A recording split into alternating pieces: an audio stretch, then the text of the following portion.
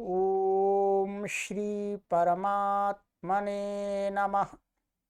ओम श्री गुरुभ्यो नमः। ओम श्री ऋषिभ्यो नमः। ओम सहना भवतु सहनौ भुनक्तु सह वीर्यं करवावहै तेजस्विनावधीतमस्तु मा विद्विषावहै। ओम शांति शांति शांति।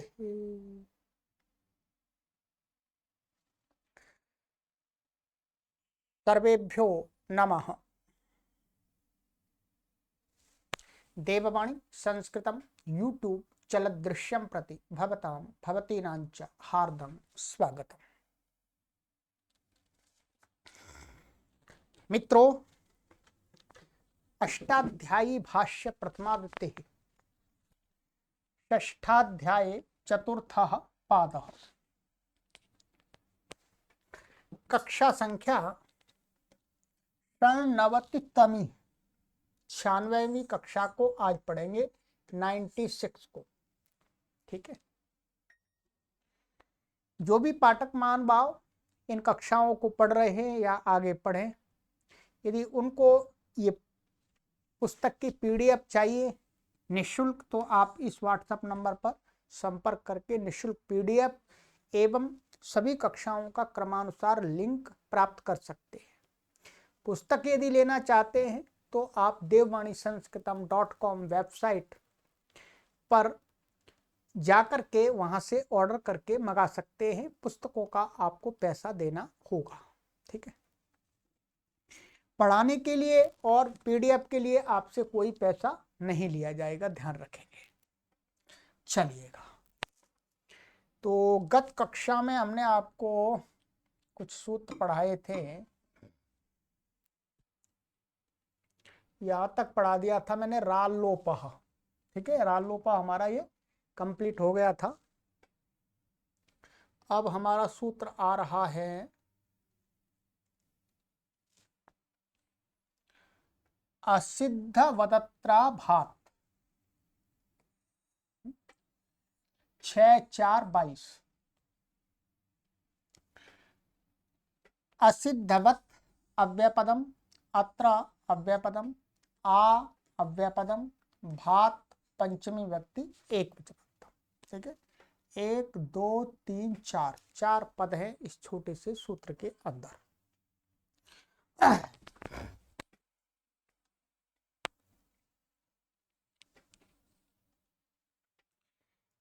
समास इसमें दिखा रहे हैं यहाँ पर, न सिद्धः असिद्धः नहीं तत्पुरुषः। ये नहीं तत्पुरुष समास हो गया, जो सिद्ध नहीं है वो असिद्ध हो गया। फिर आगे बता रहे हैं असिद्धेन तुल्यम वर्तत इत्यसिद्धवत्, माने असिद्ध के तुल्य है जो, वो असिद्धवत् तेन तुल्यम क्रिया चेदवती है। 5वें अध्याय के प्रथम पाद का जो सूत्र हमने पढ़ा था वती प्रत्यय वाला, तो तृतीयांत से यहाँ वती प्रत्यय हो गया है। और जो वती प्रत्यांत शब्द होते हैं वो अव्यय होते हैं, वो आपको पता है। तो ये असिद्धवत ये बन गया। ठीक है, सिद्ध शब्दोत्र निष्पन्न वचनः यथा सिद्ध ओदनः इति। कहते सिद्ध शब्द का अर्थ यहाँ पर क्या लेना है? निष्पन्न। निष्पन्न का अर्थ होता तैयार, माने संपन्न। जैसे कह रहे हैं, उदाहरण दिया है लौकिक सिद्ध ओदनः। सिद्ध ओदनः का अर्थ है कि तैयार भात, चावल का जो भात तैयार है, भात बनाया जाएगा या बनाया जा रहे हैं, तैयार है। ओदन चावल पक करके तैयार है खाने के लिए। वैसे ही तैयार माने असिद्ध का अर्थ है तैयार, माने संपन्न हो गया है जो। आभात इत्यत्राभिविधौ आम, कहते हैं आभात ये जो है यहाँ पर, ये क्या है इसमें जो आंग का आ है वो किस अर्थ में? अभिविधि में। जो आंग होता है वो दो अर्थों में प्रयोग होता है। आपको पहले भी बताया गया है कि तेन सह अभिविधि है, तेन सह अभिविधि और तेन बिना मर्यादा। अर्थात आंग मर्यादा माने मर्यादा अर्थ में होगा तो जिसके साथ उसका संबंध लगा रहे उसको छोड़ करके बताएगा, और यदि अभिविधि अर्थ में होगा तो जिसके साथ संबंध लगा रहे उस सहित को इंगित करेगा, है, बताएगा। तो यहां पर क्या अभिविधि में है, अर्थात जो कह रहे हैं आभात, भात माने भा सहित, ठीक है। भा क्या है अभी बताएंगे। अर्थ आभात अर्थात भाधिकार पर्यंतम आपाद परिसमाप्तेर सिद्धवदित्यधिकारो वेदितव्य। कहते हैं कि आभात, आभात का अर्थ है अर्थात भाधिकार पर्यंतम, भ का अधिकार कहाँ पर चलता है? इसी पाद में पीछे आएगा भस्य, भस्य का अधिकार चलता है, भ संज्ञा है तो वहां पर भ संज्ञा के अधिकार में ही कुछ कार्य कहे जाएंगे, जिन जिन की भ संज्ञा होगी उनको ही कार्य। वो जो भ संज्ञा का अधिकार है वो यहाँ छठवें अध्याय के चौथे पाद के अंत तक चलता है। तो कहते हैं कि आभात का अर्थ हो गया भाधिकार पर्यंतम, भाधिकार पर्यंतम का अर्थ हो गया पाद परिसमाप्ते, आपाद परिसमाप्ते, पाद की समाप्ति तक जो भी सूत्र है पाद का अंतिम सूत्र तक वहां तक चलेगा। या असिद्धवत मान असिद्धवत इति अधिकारो वेतम, इसका अधिकार चलेगा, असिद्धवत भवति असिद्धवत भवति ऐसा चलेगा। कहते हैं समानाश्रय, समानाश्रय कहते हैं कि जो असिद्धवत कर रहे हैं माने एक कार्य पहला वाला कार्य पूर्व कार्य जो पहले वाला कार्य बाद के कार्य की दृष्टि में असिद्धवत माना जाएगा। अर्थात पहला वाला जो कार्य है और बाद वाला जो कार्य है उनका आश्रय समान होना चाहिए, निमित्त समान होना चाहिए, तभी ऐसा होगा, नहीं तो नहीं होगा। कहते हैं आभीयम शास्त्रम निष्पन्नम अपि आभ संशब्दनात् यद उच्यते तस्मिन् कर्तव्ये सिद्ध कार्यम स्वकार्यम न करोति इत्यर्थ। क्या कह रहे हैं? आभीय शास्त्रम, आभीय शास्त्रम का अर्थ हो गया जी यहां से लेकर के पाद के अंतिम पर्यंत जो सूत्र हैं, सूत्र हैं, उन सूत्रों के द्वारा किया हुआ कार्य, उन सूत्रों के द्वारा किया हुआ जो कार्य निष्पन्न माने जो कार्य संपन्न हो गया है वो वह भी क्या निष्पन्न, आ भ संशब्दनात् यदोच्यते माने पाद की पर्याप्त समाप्ति तक, तस्मिन् कर्तव्य माने फिर दोबारा इसी के अधिकार में ही, भाष्य शास्त्र के अधिकार में पहले एक कार्य कर दिया सूत्रों से, फिर दूसरा कार्य करने लगे उसी को मान करके, तो पहले कार्य हुआ उसी को मान करके कोई दूसरा कार्य प्राप्त होने लगा, या नहीं प्राप्त हुआ तो उसको करना है। तो कहते हैं तो पहले वाला जो कार्य है वो असिद्ध माना जाएगा, अर्थात उसको जो कार्य कर दिया है उसको मान करके हम कुछ भी नहीं कर सकते। ठीक है, यहाँ पर सूत्रों का क्रम नहीं देखना कि पहला सूत्र क्रम में आ रहा है उसने कर दिया, नहीं, सूत्रों का क्रम ही देखना, कार्य का समय देखना है, पहले कार्य कौन सा हुआ है बाद में कौन सा हो रहा है। तो पहले वाला जो कार्य है वो बाद वाले कार्य को करने में निमित्त नहीं बन सकता। क्या निमित्त नहीं बन सकता माने वो निष्पन्न नहीं माना जाएगा, वो अपनी पहले की अवस्था में चला जाएगा। ठीक है, कहते कर्तव्य सिद्ध कार्यम, सिद्ध कार्य स्वकार्यम माने स्वकार्यम माने जो कार्य पहले हो गया उस कार्य को मान करके कुछ नहीं हो सकता, ना निषेध हो सकता ना विधि हो सकती। यहाँ माने निषेध कार्य भी नहीं हो सकता और विधि कार्य भी नहीं हो सकता। करोति इत्यर्थ। सूत्रे अत्र शब्दोपादानम समानाश्रयत्व प्रतिपत्त्यर्थम। कहते हैं सूत्र में जो ये अत्र शब्द यहाँ पड़ा हुआ है उसका अर्थ ये है महर्षि पाणिनि ने ये बताने के लिए पढ़ा है कि भाई देखो कि समान आश्रय माने दोनों कार्यों, पहले वाले कार्य का और बाद वाले कार्य का जो निमित्त है वो समान होना चाहिए। भिन्न भिन्न निमित्त वाले दो कार्यों में ये सूत्र नियम नहीं करेगा। समान एका, समानाकार एक आश्रय अर्थात निमित्तम यस्य तत् समानाश्रयम, ये समानाश्रय वाला, समान आश्रय वाला कार्य हो। उदाहरण दिया यहां पर एधि, शाधि, आगहि, जहि, ये यहां पर उदाहरण दिए हैं। ठीक है, उदाहरणों में स्पष्ट हमें समझ में आ जाएगा कि ये सूत्र क्या कहता है। ठीक है, आइएगा अब इनकी थोड़ी हिंदी भी पढ़ लेते हैं, फिर उदाहरणों में सिद्धियां आपको बताएंगे। ठीक है, ये पूरी कक्षा में आज इसी सूत्र को मुझे पढ़ाना है, क्योंकि ये सूत्र आपको अच्छी प्रकार से पूरी तरह से 100% समझ में आना चाहिए। ठीक है, आभात अर्थात यहाँ आंग अभिविधि में है, अतः आभात से भस्य का अधिकार जहां तक जाता है अर्थात पाद की समाप्ति पर्यंत, ऐसा अर्थ होगा। ठीक है, अर्थ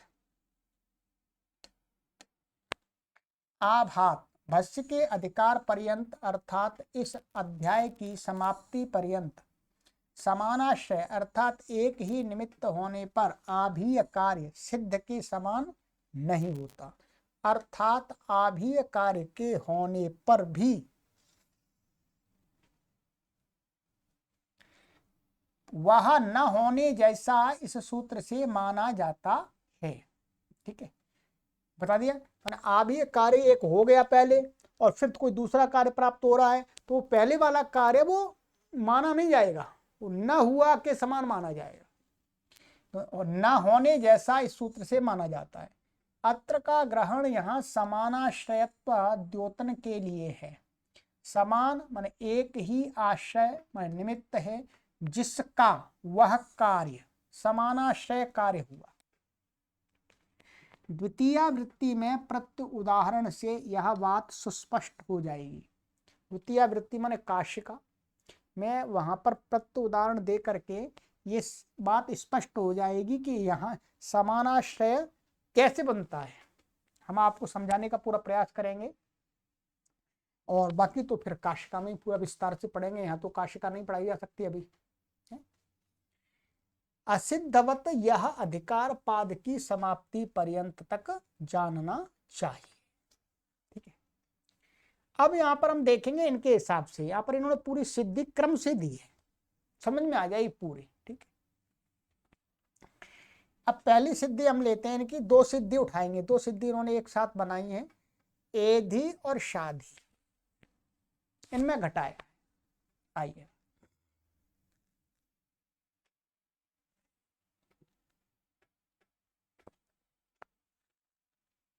असा भूवि तथा शासु अनुशिष्टौ धातु के लोट मध्यम पुरुष के एधि शाधि रूप है।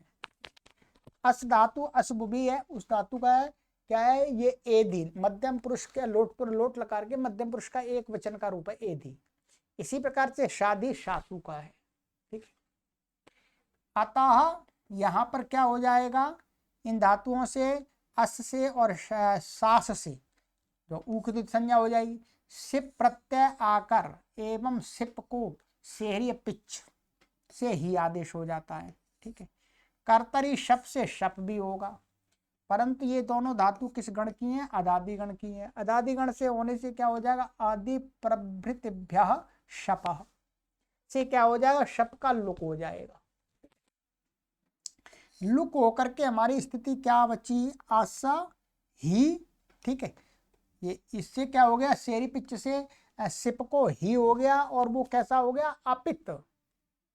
अपित होने से क्या हो जाता है, सार्व धातु कम पित्त से वो गितवत भी हो जाता है।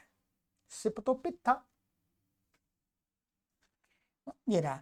ऐसी शास और ही ध्यान रखेंगे। ठीक है, अब यहां पर कहते हैं अस के अकालोप अब ये कैसा हुआ, गितवत हो गया। क्या हो गया, ये गितवत हो गया। तो गितवत इसके पहले तो इसकी अंग संज्ञा है। अंग के अधिकार में इसी पाद का आगे सूत्र आएगा श्न सोरल लोपा। ठीक है, आप यहाँ पर इसको उठाइएगा। ठीक है, इसका अर्थ देखिएगा 6×4=111। ठीक है, ये क्या कहता है, ये कहता है श्नस्य अस्तेः च अकारस्य लोपो भवति सार्वधातुके किंति प्रत्यये परतः। अस धातु और श्ना है, श्ना विकर्ण है, उसके आकार का लोप हो जाता है कब, यदि कोई कित गित सार्वधातु प्रत्यय परे हो। ये जो सिप के स्थान में हुआ है, सिप कैसा था, तिंशित सार्वधातुकम से सार्वधातुक था सा, और ये सेरी पिच से ये अपित हो गया, अपित होने के कारण से सार्वधातुक कम पित से गितवत भी हो गई। और इसके परे रहते इसको क्या हो गया, अस के आकार का लोप हो गया श्न सोर लोपा से। ठीक है, अब ध्यान रखेंगे, ये अस के आकार का श्न सोर लोपा से लोप होकर के क्या बचा, सा और ही, ऐसा रहा। ठीक है, यहां पर इतना देखेंगे अभी। अब यहाँ पर थोड़ा छूट रहा है एक, अब इसको भी घटा लेते हैं, शास को भी साध है। ऐसे शास को क्या होता है, शास को ही के पर रहते शाहु, यही आगे सूत्र आएगा एक, क्या आएगा, शाहु।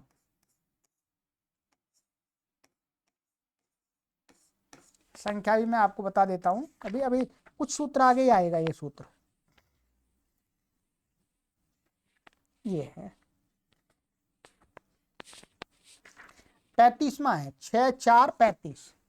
क्या है, 6×4=35।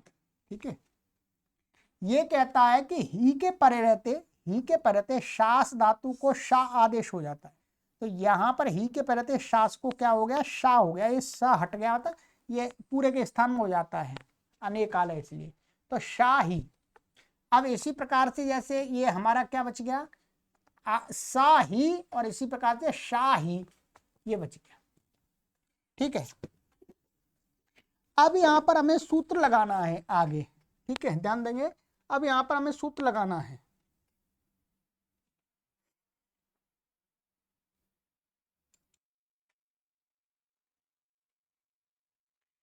तो अब हमारा यहां पर कहते हैं लोप होकर के शाही और शाही रहा। अब आगे यहां पर एक सूत्र लगता है, घ्व सो रेधाभ्यास लोपश्च 6×4=119। इसको देखेंगे, इसको समझेंगे पहले। ठीक है, ये क्या कहता है, को आप अपनी पुस्तक को ओपन कर लीजिएगा। ठीक है, ये कहता है हमारा कि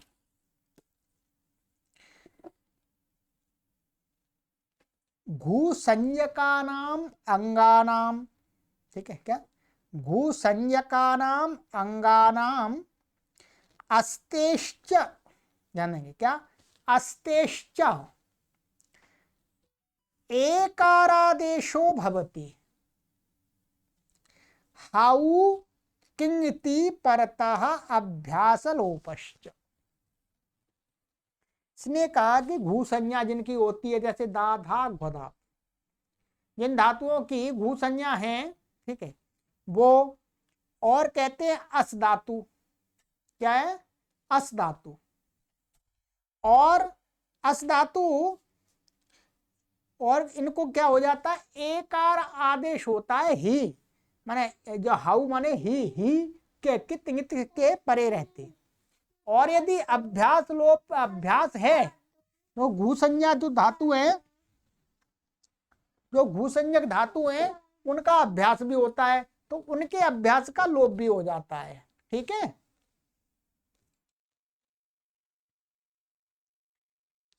तो यहां पर क्या हुआ, इस सा को इस ही के परे रहते घ्व रेधा अभ्यास लोपश्च से ए हो गया, अलोअंत से, मैंने यही सा के स्थान में ए हो गया। ठीक है, ये ही रहा। और वो हमने शासु को पहले शा और ही कर ही लिया था। क्या कर लिया था? शाही। उसमें ये नहीं लगेगा, ध्यान रखेंगे, शाही वहां पर ये सूत्र नहीं लगेगा, ये तो अस में ही लग रहा है केवल। अब यहां दोनों स्थलों में ध्यान रखेंगे, दोनों स्थलों में, अर्थात ये कहने का तात्पर्य इनका ये है, यहां पर मैं आपको इसको थोड़ा सा ये कर देता हूं कि दोनों स्थलों में अर्थात ये ए और ही और शा और ही, इन दोनों स्थलों में, जो इसको शाह से शाह हो गया और इसको अस के आकार का लोप स्न सोरा लोपा से हो गया था, स को एक तो इससे हो गया। अब यहां दोनों स्थलों में हु झल भ्यो हेर धी से ही को धी प्राप्त नहीं हो सकता। ध्यान रखेंगे, हु झल भ्यो हेर धी कहता है हु धातु और झलंत अंग से उत्तर, तो ही माने मध्यलोट लकार मध्यम पुरुष के एक वचन को ये शेरी पिच से ही होता है, उस ही को धी होता है। अच्छा जी, पहले तो ये धातु शास थी और अस थी, ये हलंत थी, तब तो उससे उत्तर ये लग भी सकता था, परंतु अब क्या लग गया? शास को शाहू से शाह हो गया, शाहू से शाह हो गया, और अस को क्या हो गया? ए हो गया। अब ये झलंत रही नहीं, झलंत रही नहीं, तो अब ये सूत्र लगेगा नहीं। अब लगेगा नहीं तो ये ए धी और शाधी धी कैसे आएगा? तब ये असिद्ध मात्राभात ने कहा कि भाई देखो, क्योंकि झल से उत्तर ही नहीं है, किंतु जब प्रकृत सूत्र से आभीय कार्य क्या है? धित्व। ये आभीय है माने भसंज्ञा के अधिकार में है, और ये भी भसंज्ञा के अधिकार में है, और जो शाहू से शास को शाह हुआ था वो भी भसंज्ञा अर्थात भसंज्ञा के अधिकार में नहीं, इस माने यहां से लेकर के पाद के अंत तक के सूत्रों से ही कार्य है ये।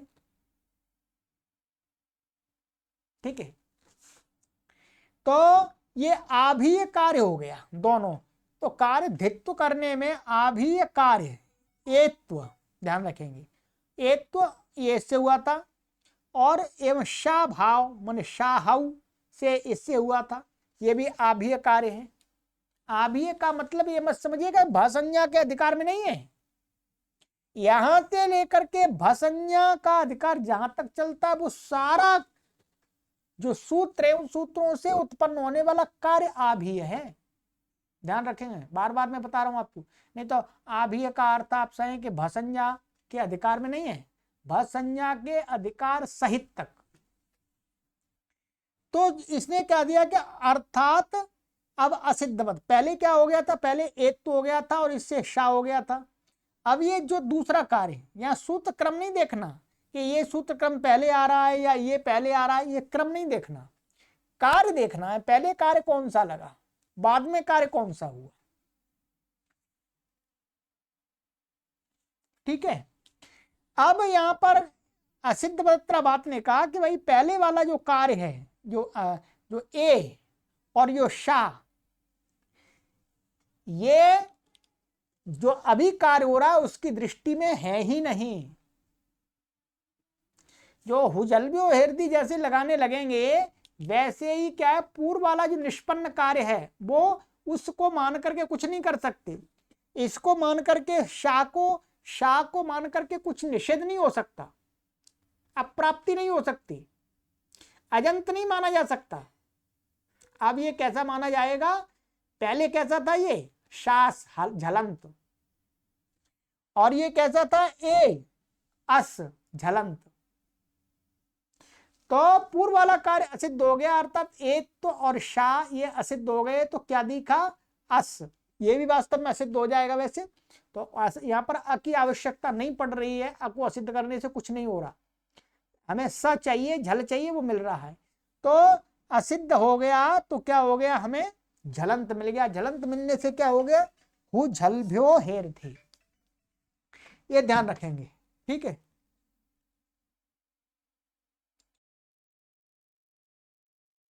तो इससे क्या हो गया, अनिष्पन्न के समान माने गए तो हुज्झल्भ्यो हेरधि की दृष्टि में स ही शास ही ऐसा रूप ही दिखा।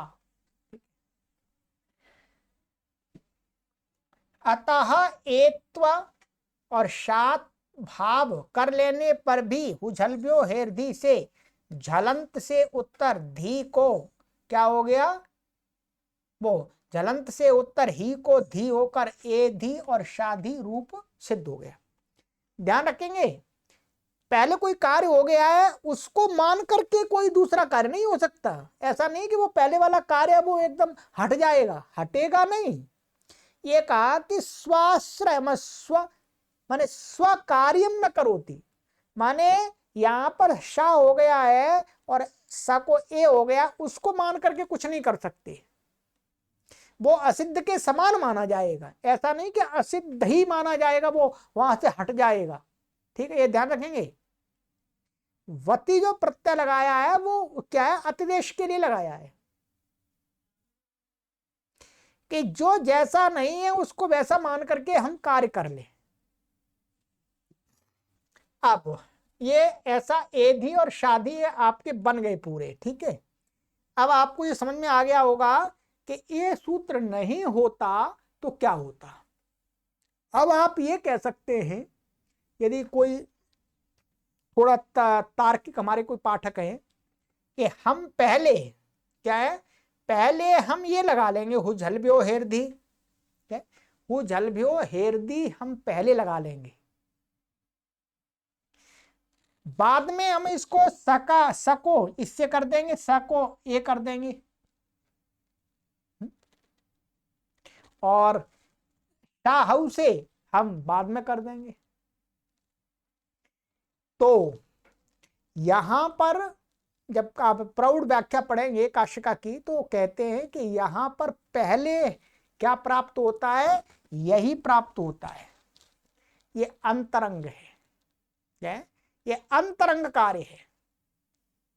अंतरंग होने से और नित्य है, क्या नित्य भी है, तो नित्य और अंतरंग होने से ये ही कार्य पहले होगा, हुझल्भ्यो हेरधि तो बाद में ही लगेगा। ये तो कई पाठक ऐसे क्या सोच सकते हैं, भाई हम इसको पहले लगा देंगे फिर बाद में इसको लगा देंगे, तो फिर सूत्र की क्या आवश्यकता। तो इस सूत्र की इसलिए आवश्यकता है क्योंकि ये जो घ्वसोर अभ्यासलोपश्च और शाहु, ये सूत्र क्या है, नित्य हैं। ये इसके होने पर भी हो जाते हैं बाद में, और नहीं होने पर भी होते हैं, इसलिए नित्य सूत्र पहले लगता है। ठीक है, ये उसका समाधान है। यदि कोई ज्यादा तर्क करने वाले पाठक है, उनके लिए मैंने उत्तर पहले ही दे दिया। अब दूसरा उदाहरण हमारे वो दो आ रहे हैं, आगही जही। ठीक है, आगही जही भी क्या है, पूर्वत क्या है, आंग पूर्वक के गम धातु, और ये हन धातु है, इसमें आंग नहीं है, बस अकेला हन है। फिर क्या हो जाएगा, ये आंग पूरा गम धातु पूरा ऐसा बन जाएगा, आ गम, और ये सिप। ठीक है, सिप हो गया, सिप को क्या हो गया, शेरी पिच से ही हो गया। ठीक है, और यहां पर शप आएगा। ठीक है, शप आएगा, उसका क्या है, शप का बहुलम छंदसी से यहां लुक हो जाएगा गम में। ठीक है, हन धातु तो अदादि गण की है, वहां पर तो अधिप्रवृत्त शप से ही शप का लुक होगा। तो अब यहां पर क्या है, ये सिप को ही हुआ, ये कैसा हो गया, अपित। अपित होने से सारदा तो कम पित से गितवत हो गया। तो गितवत होने से क्या, अनुदातो पदेश वनति तनोत्या दीना मन नासिक लोपो झली किंगति 6-4-37। इससे क्या हो गया, अनुदात का इसका कित कित के परे रहते हैं, क्या हो गया, ये ग का गम के म के अनुनासिक का लोप हो गया। ठीक है, इसको सूत्र का आप पढ़ लीजिएगा विस्तार से, यही है अनुदातोपदेश। तो यहां पर अनुनासिक मकार का लोप हो गया। ठीक है, अब क्या लुक हो गया, अब ऐसे ही क्या हन को भी ही के परे रहते, ये आ गा और ही ऐसा बन गया। अब या हन को भी क्या हो जाता है, ही परे रहते, माने शप का लुक हो जाएगा अधि शपह, और शेरी पिच से ही हो जाएगा। और हन को हंतेर जह, हन धातु को ही के परे रहते क्या आदेश होता है, ज। तो जा आदेश होकर के क्या बन जाएगा, जा और ही, ऐसा हो गया। अब हमारे सामने इन दोनों की स्थिति क्या हो गई, आ गा ही, ध्यान रखेंगे, ठीक है। और ये हो गई जा और ही। अभी देखिएगा, अब यहां पर कहते हैं अतो है क्या, किंतु यहां पर अब क्या, अतो है, अतो है कहता है कि ह्रस्व अकारांत अंग से उत्तर ही, माने शेरे पिच से जो ही है उस ही का लुक होता है। अब यहां पर क्या मिल रहा है आपको, आ मिल रहा है, यहां पर क्या मिल रहा है, ह्रस्व आ मिल रहा है, अंग है इसके पर, इससे उत्तर इसका ही का इस सूत्र से लुक प्राप्त हुआ। क्या लुक प्राप्त हुआ, लुक हो जाएगा तो रूप बनेगा नहीं, अ ग और ज बनेगा, वो गलत है। तो कहते हैं झट से सूत्र आ जाएगा, क्योंकि जो ये वाला सूत्र था ये भी का था, कैसा सूत्र था, आभीय, और ये सूत्र है ये भी आभीय है। तो कहते हैं अब ये लगाने लगेंगे तो ये वाला जो इससे हुआ था और ये हुआ था हंतेर जहा, ये भी आभीय था। ये क्या है, सिद्धवत कार्यम न करोति, ये ज को मान करके कोई, ज को मान करके, ज का अ मान करके कोई कार्य नहीं कर सकते। और गम का म को हटा दिया गया है तो अ को मान करके कोई कार्य नहीं कर सकते। असिद्धवत भवती, असिद्ध हो जाएगा, ये लगाने लगे तो असिद्धवत। अदंत अंग से उत्तर ही का लुक भी प्राप्त हुआ जो कि इष्ट नहीं है। तब प्रकृत सूत्र से आभीय कार्य अतो हे की दृष्टि में आभीय कार्य अनुनासिक लोप इससे हुआ था, एवं ज भाव इससे हुआ था, असिद्ध हो गए। असिद्ध हो गए तो क्या दिखेगा, आ गा, वो आ गम ही, अब ये अदंत मिला ही नहीं इसलिए नहीं होगा। हन और ही ऐसा दिखा, इसकी दृष्टि में ऐसा दिखा, तो ऐसा रूप ही अतो हे को दिखा।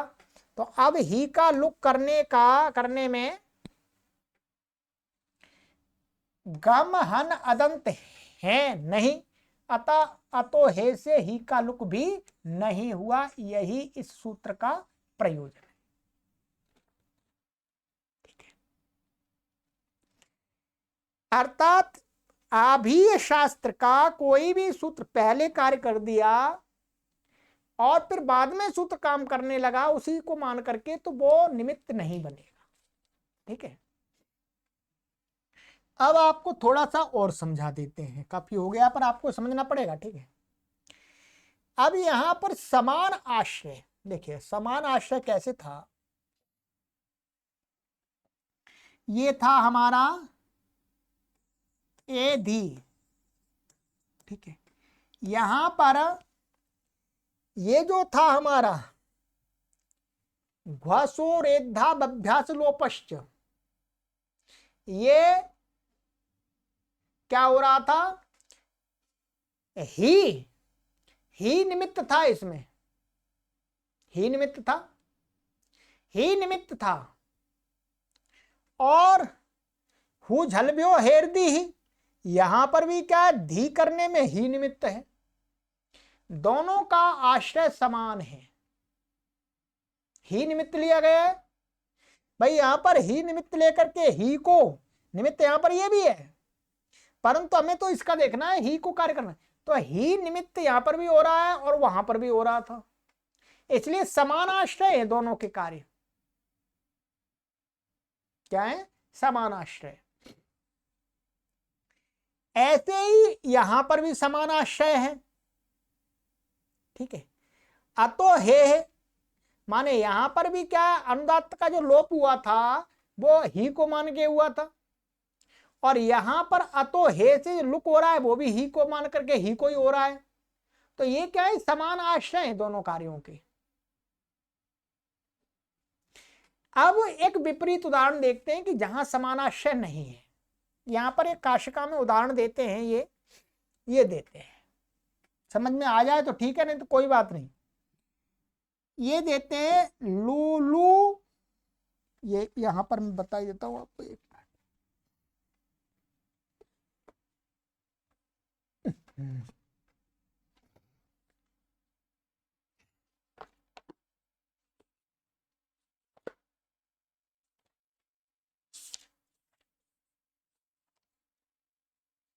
ये दिया लूलू वूशाह, क्या है?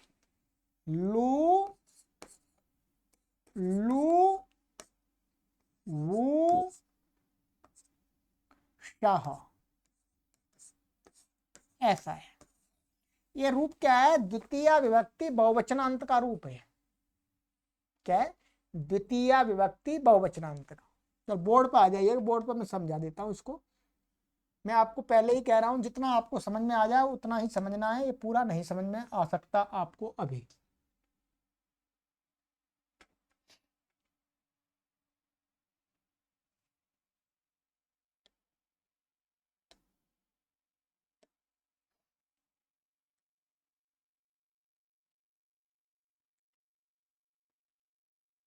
ठीक है, ये क्या है, लुई धातु का लिट आता है।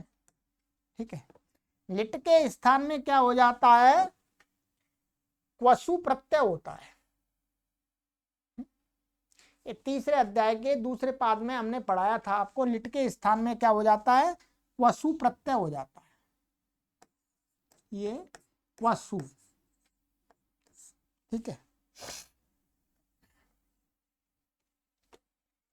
सूत्र भी आपको बता देता हूं कैसे होता है, तो समझ ही लीजिएगा, पूरा समझना है आपको तो।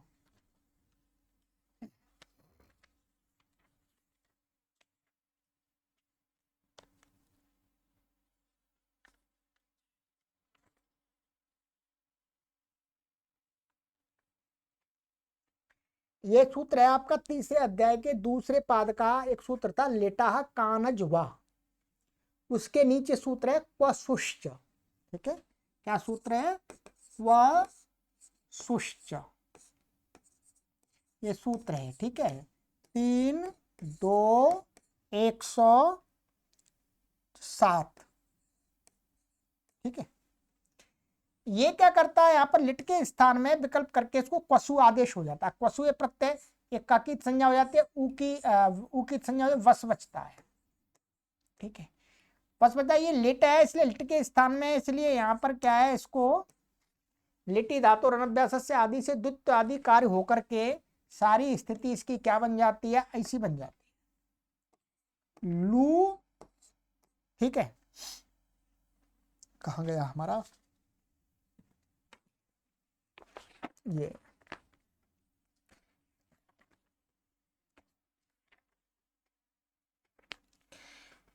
ये लू और ये लू।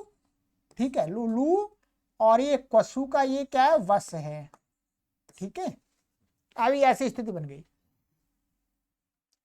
तो अभी हम यहाँ पर इसको कुल मिलाकर के ऐसा बनाते हैं, लू लू और ये वा स। अब ये क्या है, प्रातिपदिक बन गया, कृदंत है, कृत प्रत्यय। अब इससे हम स्वादि उत्पत्ति करेंगे तो यहाँ पर क्या आ जाएगा, शस आ जाएगा। शस का क्या बचेगा, अस, ध्यान दीजिएगा। अब ये बनेगा लू लू और ये वस और ये अस, ध्यान देंगे। ठीक है, अब यहां पर ये भसंज्ञा के अधिकार में, भसंज्ञा हुई अच्छी भम से, इसकी भसंज्ञा हो गई। भसंज्ञा के अधिकार में एक सूत्र है वसोह संप्रसारणम। वसोह संप्रसारणम से क्या हो जाता है, इसको संप्रसारण हो जाता है। बोलो क्या हो जाता है, संप्रसारण। तो इसको संप्रसारण हो गया तो ये व को उ हो गया और ये आ है, संप्रसारणाच से पूर्व होकर के इसको क्या बनेगा हमारा, ये बन गया उ, और ये सा, और ये इधर हमारा क्या है लू, बोलू और लू, और ये अस है। ठीक है जी। अब इसको मान करके इसको क्या हो गया संप्रसारण। अब जाने इसको मान करके इसकी क्या है अंग संज्ञा, माने ये क्वसु का वस है, वस को उस हो गया। तो ये प्रत्येक भाई इसके पैरते इसकी अंग संज्ञा है और इसके पैरते इतने की अंग संज्ञा थी। इसको मान करके यहां पर क्या हो गया संप्रसारण। और ये वसो संप्रसारण जो मैंने आपको सूत्र बताया है 6वें अध्याय के 4थे पाद का ही है।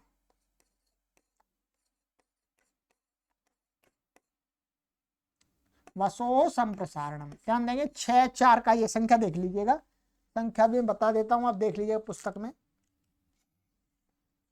ये वसो संप्रसारणम ये है एक चौथे इसी पाद का है 131वां 6-4-131 131। ठीक है, इससे क्या हुआ है इसको संप्रसारण हुआ है। अब किसको मान करके हुआ संप्रसारण, इसको मान के। ये कहां का है, ये आभीय शास्त्र हो गया, आभीय सूत्र हो गया, दिख रहा होगा। अब एक सूत्र यहां पर प्राप्त होता है अचिष्णु धातुर्वाम युवोर्यम वंगौ। वो कहता है इवर्णांत उवर्णांत जो धातु होती है उनको अजादि प्रत्यय के पै रहते हैं उवंग आदि, इवर्णांत को यंग और उवर्णांत को उवंग। ये क्या है उवर्णांत है, धातु भी है, ये अजादि बन गया। अब ये क्या बन गया अच बन गया।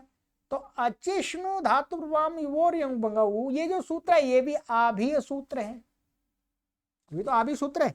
ये 6वें अध्याय के इसी 4थे पाद का ये सूत्र है 77वां 77। तो अब ये कहते हैं कि इसको उवंग प्राप्त हुआ।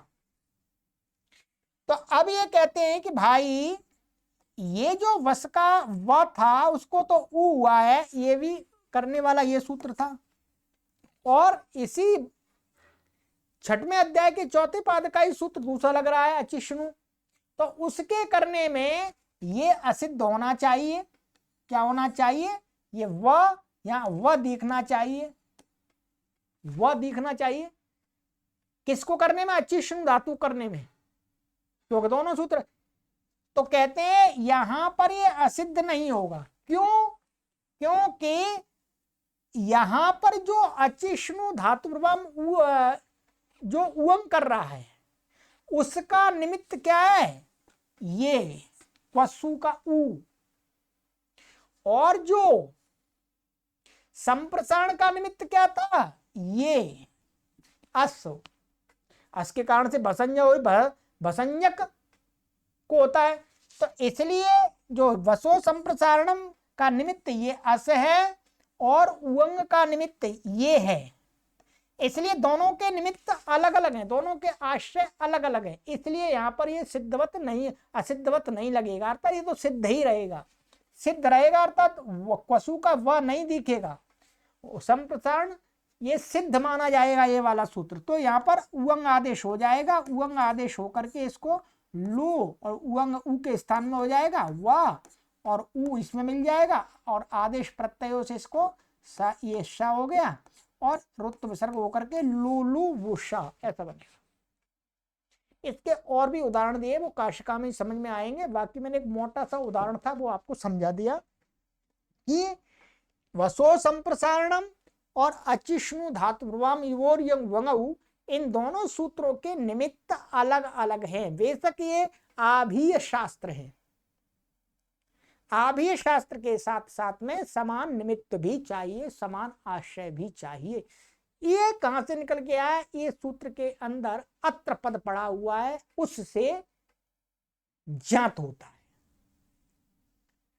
ठीक है, समझ में आ गया होगा। चलिएगा, तो आज की कक्षा में मैंने आपको ये सूत्र पूरा समझा दिया, इसको समझ लीजिएगा। एक बार समझ नहीं आया तो 2 बार पढ़ लीजिएगा। ठीक है, अब ये पूरे पाद की समाप्ति तक इस सूत्र को ध्यान रखना होता है, ठीक है। चलिएगा, आगे वाला सूत्र हमारा होगा स्नान नलोपह, ठीक है। सर्वेभ्यो नमः।